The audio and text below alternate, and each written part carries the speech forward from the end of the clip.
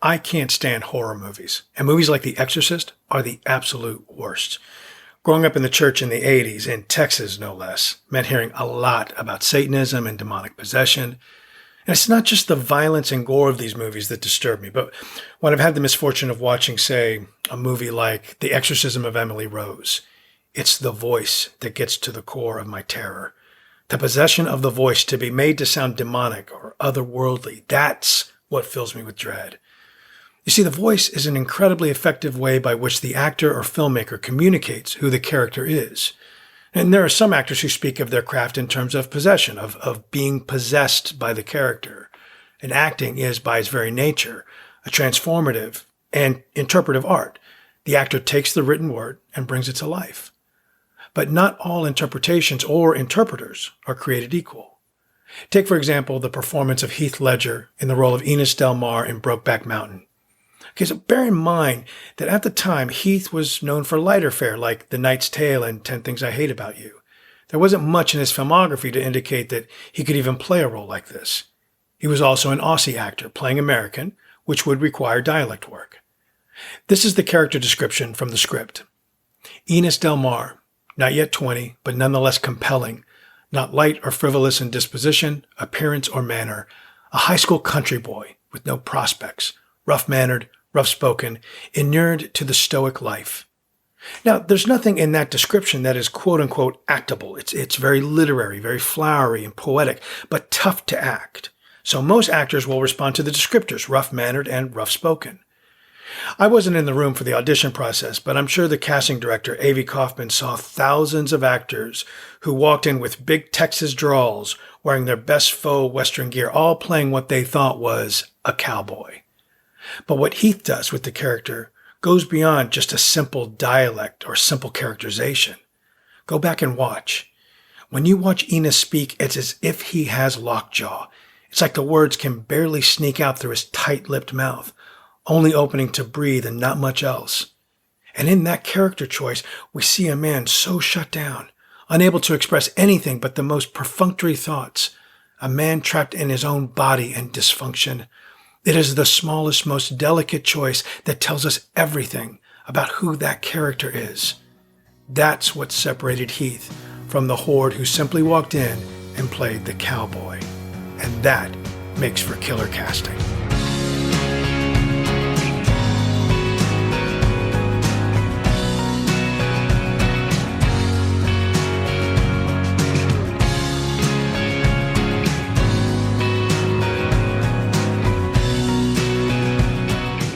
Hello and welcome to Killer Casting. I am Lisa Zambetti. I'm a casting director in Los Angeles, California. I'm probably best known for casting the long-running show Criminal Minds. And with me today are my two sexy beast co-hosts, Mr. Brian Allen Hill. Say hello to the nice people. Oi, oi, oi. Hello, hello. And Sorry. my other sexy beast, please do your best Texas drawl, Dean Laughin. Y'all, I'll try and give this a fair shake of the beef stick. I don't know. I'm just going to riff on this. Don't know if I can maintain this accent all the way through the pod, but I'm going to give it a red hot go. Oh, good Lord. I love it. I love it. Great. I didn't even know what state that was. It's probably not Texas. It's I don't know, Alaska or something, but nonetheless. Damn good. All right, beasts. We're here to talk about the incredible FX show that you can catch on Hulu called Mr Inbetween. And we didn't talk about the title of the show. So how would you define Mr Inbetween, Mr. Brian Allen Hill? I have to say, when I saw the title, the PP guy, I didn't know exactly the title of the show, Mr Inbetween. Oh, the title of the show. Okay, yeah. So here are my thoughts on the title of the show. I actually had to look it up. I wanted to be really clear on what it meant. Mm-hmm. And it makes sense to me. It's like that he's in between these two worlds, the family and girlfriend and daughter, and then this seedy underbelly. I think, Dean, earlier you mentioned the word underbelly.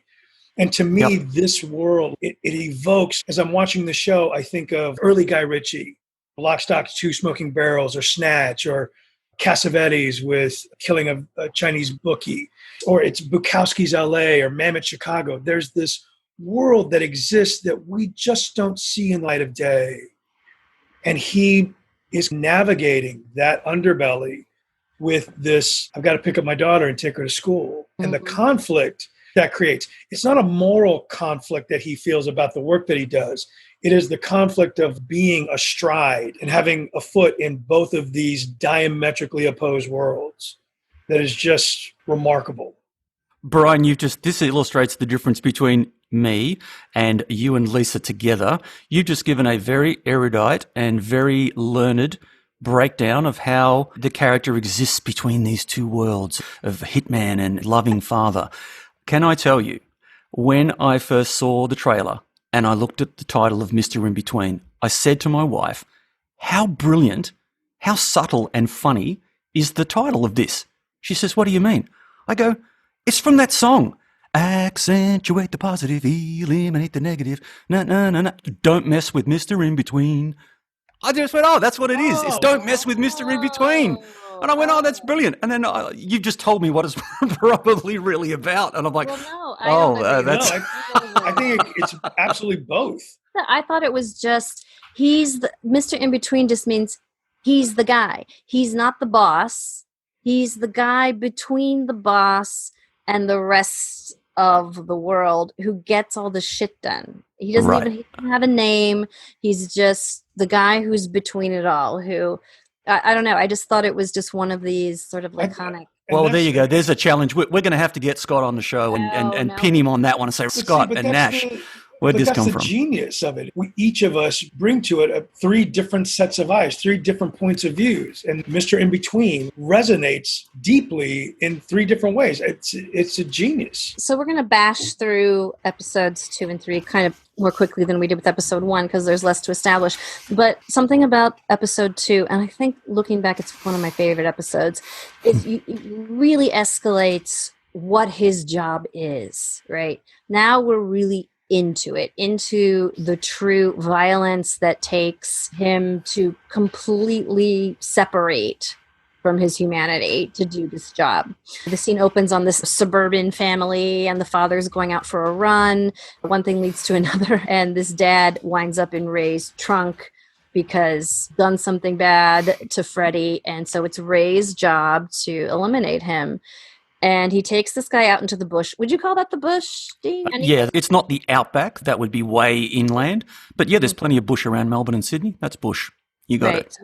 So he drives him out to the bush, and boy, straight out of Goodfellas, he makes him dig his own grave, begging for his life while Ray's got a gun in him and is, preparing to execute him. And the guy is just begging, will you please tell my family? And Ray's just, nope, I'm not telling your family anything. He's just completely perfunctory in this job. Anything you want to say about this scene? Again, the thing that I keep coming back to is this just decisive, cold, efficient. He's a man of action. And this manifests in the next episode. He's not a talky guy. Talking is a waste of time. It's all about action. And he does his job, and he's just very efficient at it. There's something that makes him a throwback. And I'll talk about that, I think, more in the next episode when we get into the kind of anger management thing. The scene just illustrates to him, as you said, Lisa, there's the guy. Ray's been paid to do a job. He's got a contract and he's not interested in what the guy has to say. He's not angry. He's not upset. It's just, mate, you've got to dig the hole. It's just what he does, and he's going to finish and go back home and call Britt. Have a good night's sleep and see his daughter the next in between. Yeah. Yeah. So you see him immediately juxtaposed with Britt, and they're hanging out. We've already talked about is Santa Claus real conversation. It's great. And ding dong, he's got company. And what's happening is that social services has been notified about his encounter, kicking the shit out of that one guy. And now he's got to go to anger management. And one really significant thing happens is that Ray goes and talks to Freddie and says, yeah, I killed the guy. And Freddie's, oh, darn, you know what? That was the wrong guy. That guy actually didn't do anything wrong. We really didn't need to kill him. Oh, and he just shrugs it off. And Ray doesn't have a huge, oh my God, I killed. There was all kind of no reaction to that. You can see him later. You see him smoking at night, looking at the city, and then tossing and turning. But there's no inner monologue. There's no voiceover saying, I really am mad that whatever. No, but that's a moment where he gives him the Ray smile. And all he says is, next time, make sure you get it right. or make sure it is the right guy. It is very like the menace of it is terrifying. And then something very unexpected happens. At least I didn't expect it. You're back at the suburban home with the family from the very beginning of the scene, and the wife is getting groceries. And Ray just comes up to her real quick, hands her an envelope of money and says, "Luke said to give this to you if anything ever happened to me," and takes off. So you realize that even though he was cold and calculating when he was executing her husband, he does have a conscience. He does have guilt, and he's giving this woman money and at least something so she knows that, Well, it's his code. Again, it's his code. He lives by a very specific code that helps him make sense of the world and helps him do his job and live in the world. It's the ladybug is what it is. He's atoning for Freddie's mistake and his mistake to the wife. That's all he can do because the guy's gone. So there's nothing he can do about that. But he can do what he can. And as you say, now in his world at least, that's as much as I can do to put it right. And then comes the next test of his code, now that you mention it. So Ray goes to the hospital to see his best buddy, Gary. Did everybody call Gary Gaz? Is that like a typical nickname for Gary? Australians love to shorten everything. We're so lazy. We can't even say Thomas, it's Tom. Gary, even Gary, right? That's 4 letters. No, that's 1 letter too many. We're going to take the R and make it a Z. Gaz. Or Gaza. I love it. Hilarious. So Gaz, his friend, who's quite a character in his own right, but he's in bad shape. He's in an induced coma in the hospital. The wife's in tears. The wife's brother tries to tell Ray what happened, saying that they were doing a gun deal and they were jumped and Gaz got bashed. And Ray's just watching him explain this story and he's just not buying it, right? No, again, it's talky. You know what I mean? And none of it is lining up. Mr. Vasily says he got 3 shots in, and so Ray takes a look at his hands to see, like, where's the scrapes? If you hit somebody, your hand's going to get messed up. Yeah, but I like that he doesn't bring it up in the hospital when he looks at his hands. He just looks at his hands and goes, yeah, okay, see you later. And off he goes. So he knows, and now he's going to go and do his business. But it's a very efficient scene with him and Vasily. Yeah. He asks him a couple questions, and he knows straight off that he's lying. There's no extraneous bullshit that he goes through. It's just, okay, I've established you're a liar, and I'll see you later. Right. And of course, Ray's got very few friends, right? He has got very few friends. And Gaz is one of his army buddies. They hint or mention just once that they fought together in the Middle East, so they were clearly Australian soldiers fighting in the Middle East, and so their bond is back from that, which is where Ray and Gaz obtained their weapons skills, because there are very few weapons in Australia. Like, the handguns are unknown. I don't know anybody in my wide circle of friends. I don't know anyone that owns a handgun. Never seen one in real life. Really? And the only people, never. The only people that I've seen with guns are farmers. That's it. They've got rifles. To get that expertise with handguns and later on famously machine guns, that's where they came from. So he's really the only close friend. And since they bashed him and disrespected Gaz, that's the same as those morons knocking Chica. It's, okay, I got to respond. This will not stand, Brian. His code will not stand for his best friend to be bashed by these losers. No, they'll walk all over us. Time to put this right. And just so long story short, Ray goes over to Vasily's house and punches him a couple times in the face and says, "This is what a fist looks like when you hit somebody." So he knows that he's lying, and he makes Vasily tell him who really did this to Gaz. He finds out, and he goes and takes his revenge. We don't know if he kills these 3 guys. No, we do. No, yeah, he just bashes them. And I just thought, okay, they put Gaz in a coma, but they didn't kill him. Now, he kills at the drop of a hat if he's paid for, right, or if he's attacked. But consistent with his character, the response to these guys was proportional. He didn't go out Hollywood-style glocking him, John Wick or something for killing his dog. It was like, no, you bash my mate, I'm going to bash you. He's contained. And this is the only point that I can remember in the episode or in the show so far that you have an underscore of music, because he's going into a club to get... Oh, did I steal your thunder? Yeah. So there's music in the club. It's not a steal, it's a lead-in, Lisa. It's a lead-in for Brian. Pounding music in the club, and it's just the best. It's the only time the camera takes a position. So he's bashed the guy in the bathroom, and that's our only stylized shot. I think in any of the episodes, it's slow motion him walking out of the club. And the camera's attaching something to that moment. Whereas we've never had that. I mean, it's an interesting choice. Real quick, in episode 1, Dean, you mentioned it, when he's got the guy, the accountant, the pencil pusher, and he says, I'm going to go to your house and make you feel sorry, blah, blah, blah, blah, blah. And then in this scene, when he's got the knife, he's got the knife with Vasily, and he says, I'm going to cut your dick off. You're going to walk around with the stub. The thing with Scott as an actor in both of those moments is that I absolutely believe that character is going to do that. He's not making an idle threat.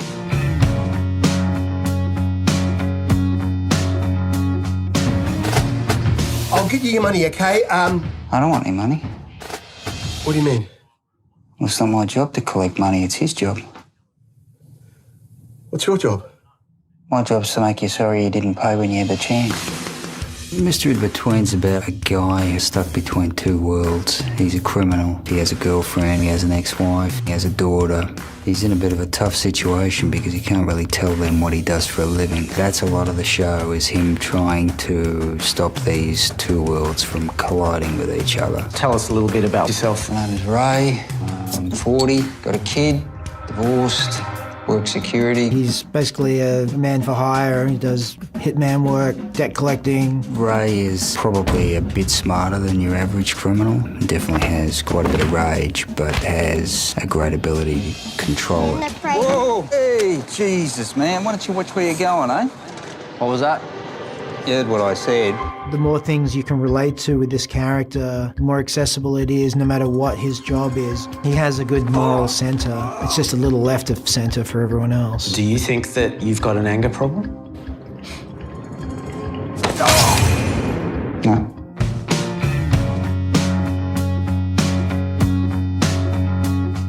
And I think that a lot of times in kind of Hollywood storytelling, you get a lot of posturing, you get a lot of chest beating, kind of pronouncing blah, blah, blah. And it's all just acting the shit out of something. Whereas with him, the quiet certainty of his own ability and making a decision, I absolutely believe. And that's what encourages the character opposite him to make the decisions to give him what he wants. You use that phrase in reviewing the first step, the banality of evil. And when he underplays that stuff, he's just leaning in the doorway and the guy's nervous because he's, hang on, what do you mean you're not here to collect the money? And Scott's so matter of fact and just so, he's just so relaxed and just saying it's the future. He's telling him the future.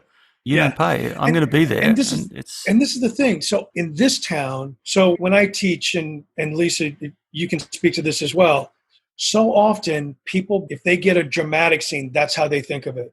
And so they want to demonstrate their training as opposed to play the scene in a meaningful way that makes sense for the given circumstance and the relationship and who this person is. So it becomes about this kind of acting exercise. And it's just, Jesus, would you just take it down like fucking 10 notches, would you? Because to me, the greatest power is in stillness. And that's something that actors, it's very hard for them to recognize that because they lack so much power in their own lives as performers because they're hustling for work. So they don't understand what stillness is. And the thing that Scott does, and it's because he is not a trained actor, I believe. He is counting on a life of experience and understanding this character and probably cultural touchstones that he's grabbed onto and incorporated into this thing. And he's playing at being a hitman. And it is the most meaningful game of pretend that an actor can play. And I think that's what he's doing. And he's in stillness and in power. And that's what makes the character really so compelling. Okay, so this episode 2, of course, is called Unicorns Know Everyone's Name. And that's predicated on a classic scene between and Lisa mentioned it earlier as well in the previous ep, that Chica, his daughter, pins him about Father Christmas. And then that leads in whether he's real or not. And, of course, Ray feels like he shouldn't be lying to his daughter. So there ensues some learning curve for Chica about how presents arrive under the tree. Oh, and unicorns, an ongoing recurring theme for Chica and in the show. But reading an interview, apparently that was lifted entirely from a real life conversation between Nash and between Chica. So once again, just one of those examples of real life bleeding over into the show and leveraging what you've got. It probably was a story, Lisa, that Nash would have told Scott one day. He's come over for a beer. He's gone, I wouldn't believe what Chica said to me today. Check that out As a on the parent, show. It's I hilarious. remember you have too, Dean. I've had these conversations, and it's just a trend. The cool thing about the character is that Ray, he throws the Easter Bunny under the bus. He throws the Tooth Fairy under the bus. But unicorns, yes, he cannot take that away from her. So he says, yes, there are unicorns, and I've seen one. And the way he tells the story, it's just such genius. It's like pulling just the right amount of details. It's the mammoth in writing in restaurants. It's effortless. It's fantastic. So in episode 3, this is an episode all about consequences, because there are consequences to telling that story to Britt. And the consequences are his ex-wife is like, did you really tell her that Jesus doesn't exist because we're Christians? What I loved about it is that she's not a raving bitch. They just have this weary understanding of each other. And what is not said is more important than what is said, which is something I love. There's respect for her in this show. And she also doesn't look like she's damaged from being married to him. Different casting might have cast a more rough around the edges, hard drinking, hard smoking woman who'd been with him. But I don't know. I think it gave this character a lot of respect, and I really like that. But the other consequences is that Ray has to enter an anger management group for beating up the ice cream guy. And again, the code, Brian, you're so right. He comes into this circle of guys, and Brian, what happens in this circle of guys? So basically, he has to introduce himself and say a little bit about him, his background, and why he's there. And as they go around the room, all of these various guys are married on the verge of divorce because of their anger issues, where it comes out that they take out their anger on their wife and their kids or their wives. And at one point, Ray just starts chuckling to himself and says that he feels like he should be in a different class because he bashed somebody who deserved it. He doesn't bash wife or his kids. He really looks down on these guys and gets everybody riled up. You know what I mean? Because he takes a very hard stance about them. And Dean, my co-host Laura on Real Crime Profile would be like, it's just a matter of time until he's bashing his daughter and his wife, because these things don't exist in a vacuum. This kind of anger will eventually percolate. And that's what the counselor is trying to get at, is you think you're so different, but I don't think you are. And Lisa, you can draw a direct line from that statement you just made to a very pivotal scene in series 2 with his girlfriend Ellie, which we'll say no more about. And that is, you are so on point. And I found, and Brian, you're right, Ray's character feels dirty to be there. I don't belong down here in the sewer with these guys. I don't bash my wife and kids.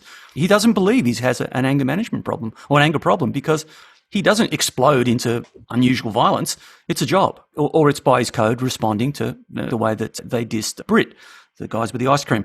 But what a classic character that facilitator is, the guy that's chairing. He's just, from the second I saw him, I'm like, okay, he's got the unbuttoned collar shirt, he's got the crew neck over the top, he's got the chinos, he's got the man bun going, and I already loved him as not a slimy character, but he's such a cliche of a cliche. And then just the other day, I'm like, oh, who is this guy? I looked him up. Did you guys realize who he is? Mm-mm. No. It's David Michaud. David Michaud, the writer of the movie Animal Kingdom, and the writer, and so he's the writer and director of War Machine, starring Brad Pitt. He's a co-founder with Nash and Joel in Blue Tongue, the production house that does this. So I didn't even realize who he was. So that was funny, but he's a classic character. Well, and I will say two things. That scene really typified, they really captured the tone and mood of so many 12-step groups. It's not this bombastic thing. It's these kind of quiet, shame-filled rooms at times that they manage to tap into that energy. But again, what I mentioned about episode 2, Ray is a throwback in that talk is a waste of time. So being in this round circle with a group of guys talking about their feelings he's a man of action. Like action is everything. Talk is cheap. And his words aren't wasted. And so I can see how he's butting up and embracing against this call to talk about your feelings. Oh, yeah. It's a total anathema have to any him. of It's the last thing he wants to do, but he has to do it to stay out of prison. And if he goes to prison, he doesn't see Brit, and it's a price he has to pay. But boy, Yeah. he hates paying it, doesn't he?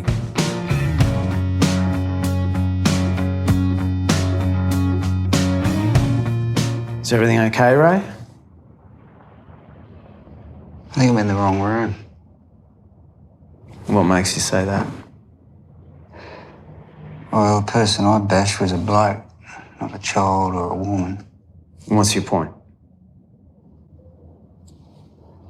Well, no offence, but I don't really want to sit here with a bunch of fucking wife bashers and child beaters, you know what I mean? The fuck did you say? That's You heard what I time said. out, time out. No, no, no. Wait, no. shut Boy, up. get down! Fuck you up, you little fucking bastard! Fuck off me, man! Outside, please. You right, mate? Look, if you can't take this seriously, then I'll be recommending jail time instead. Okay, do you want to do jail time? Not particularly, no. Well, then I expect you to behave yourself. If you're going to cause trouble, then we'll have to come to some other arrangement.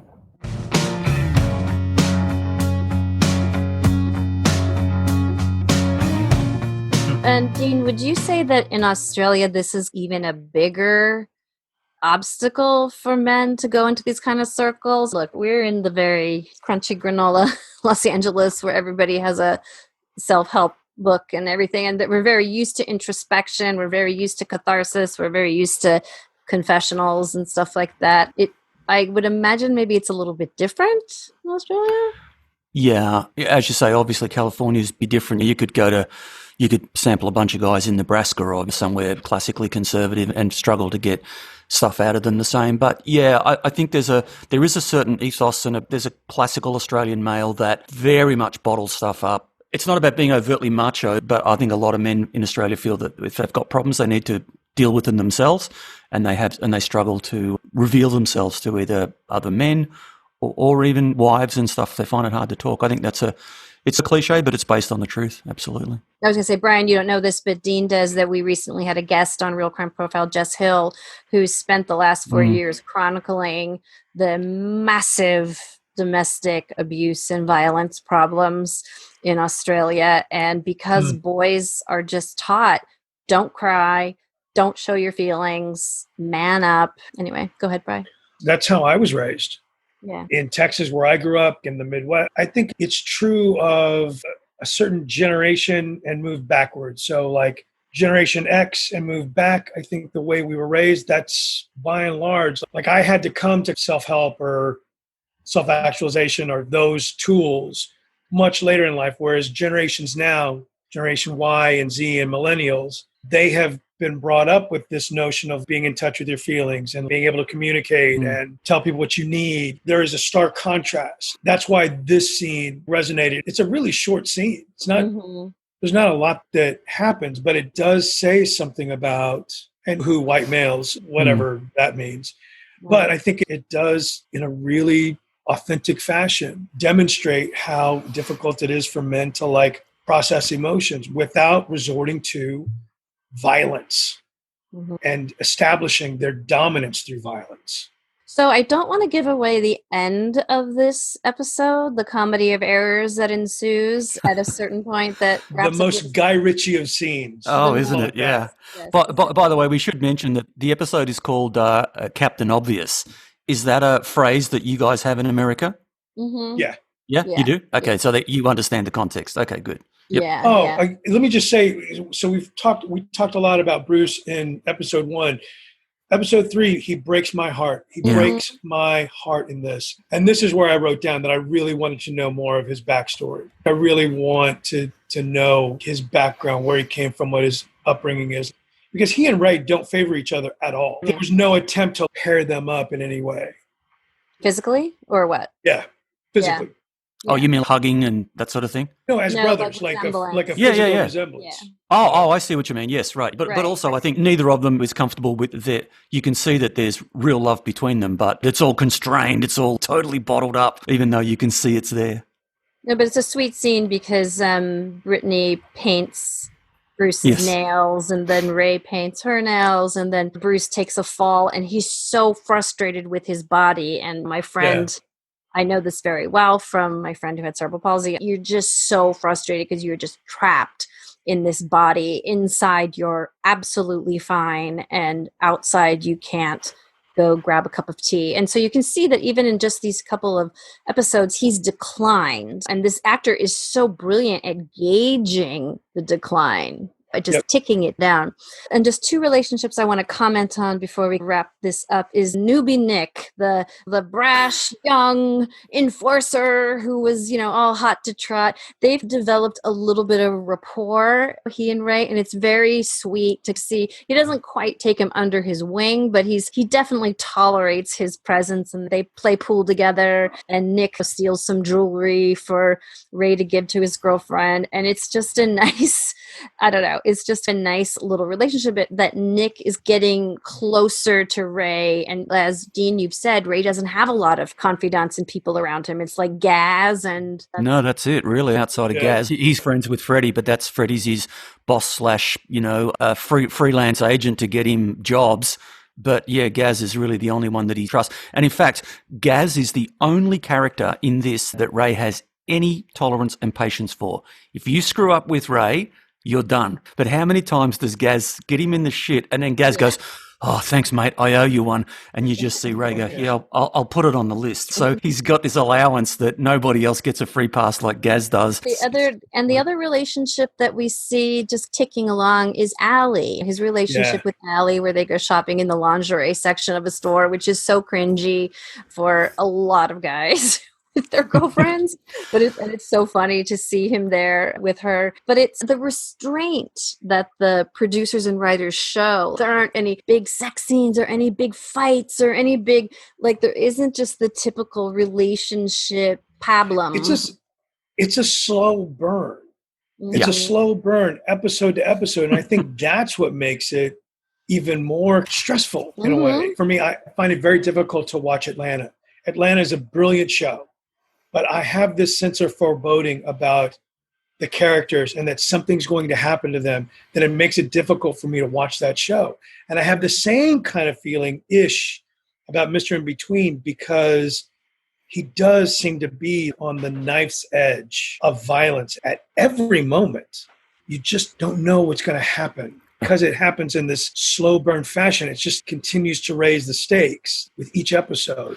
Yeah. The interesting thing about that, Brian, I think, is that you're right, but he's not a volcano waiting to explode, right? He's not. So let's say Tommy out of Goodfellas. You could just say something, right? And you're done. He's that. He'll just go off at the...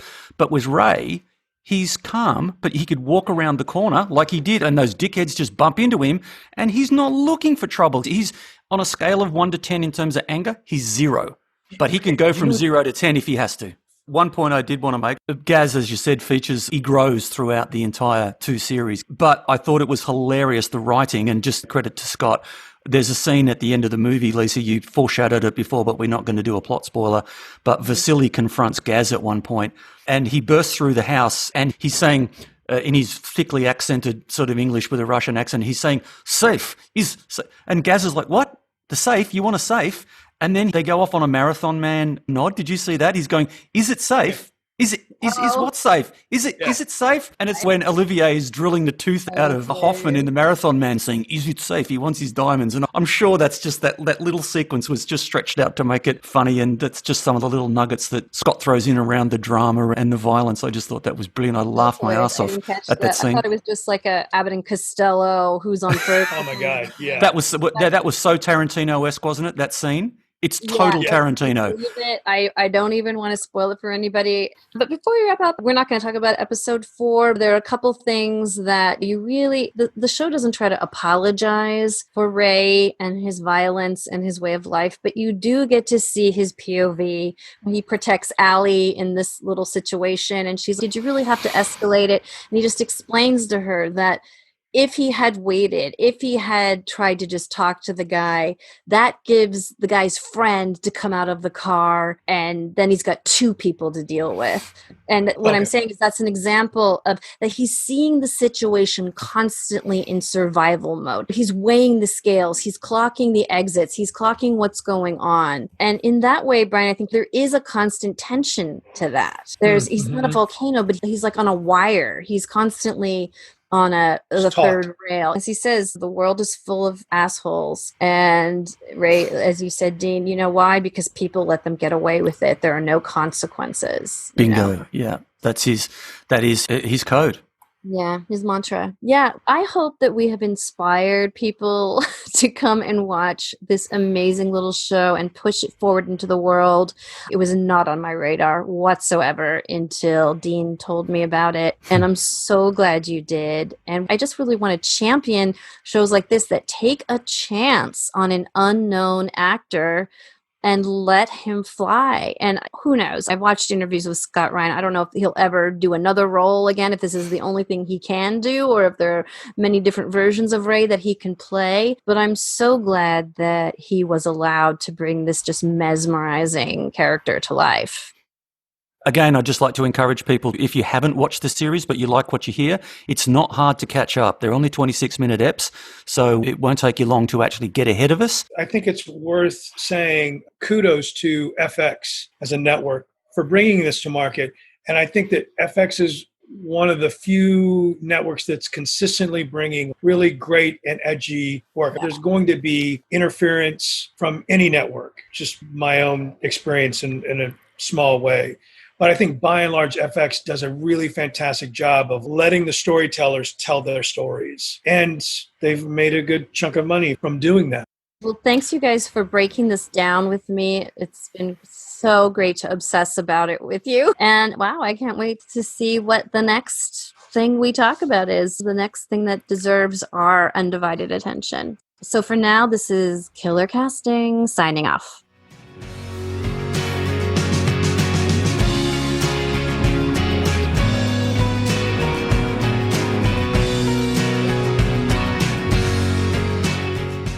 Killer Casting was created and produced by Lisa Zambetti.